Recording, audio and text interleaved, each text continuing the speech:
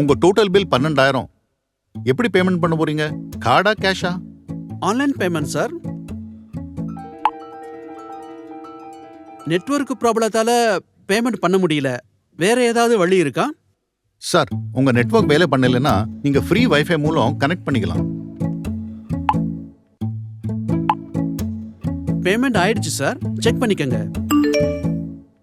எங்க கடையில ஷாப்பிங் பண்ணினதுக்கு நன்றி.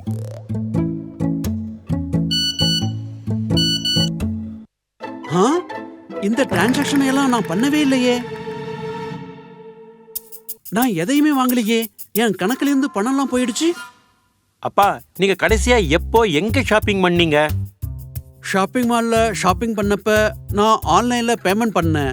என் நெட்வொர்க் வேலை செய்யல, அதனால பப்ளிக் வைஃபைல இருந்து கனெக்ட் பண்ணி பேமெண்ட் கொடுத்தேன். அப்பா, பணப்பரிவர்த்தனைக்கு ஃப்ரீ வைஃபை பாதுகாப்பு இல்ல, ஜாகிரதையா இருக்கணும். ஹேக்கர்ஸ் வைஃபை மூலம் மக்களோட டேட்டாவை திருடி அதை பயன்படுத்தி இல்லீகல் வேலையை செய்யறாங்க. கண்ணா, எனக்கு இத பத்தி எல்லாம் தெரியாது.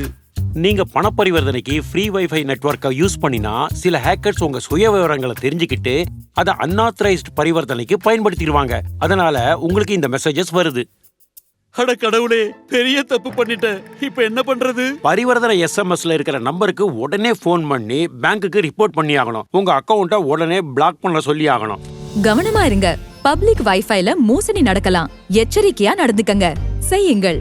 எப்போதும் பாதுகாப்பான வைஃபை நெட்வொர்க்கையே பயன்படுத்தவும். இச்சம்பவத்தை அருகிலுள்ள சைபர் கிரைம் போலீஸ் ஸ்டேஷன் மற்றும் தேசிய cyber crime reporting portal cybercrime.gov.in என்பதில் புகார் அளிக்கவும். செய்யாதீர்கள். பொது வைஃபையை பயன்படுத்த வேண்டாம். குறிப்பாக பண பரிவர்த்தனை செய்யும் போது. பொது வைஃபை இணைப்பில் இருக்கும் லேப்டாப் அல்லது மொபைலை எந்தவித பாதுகாப்பும் இல்லாமல் ஹேக் செய்வது எளிது. ஹேக்கர்ஸ் உங்கள் மின்னஞ்சலை படிக்கலாம், பாஸ்வேர்ட்ஸ் மற்றும் பிற விவரங்களை திருடலாம்.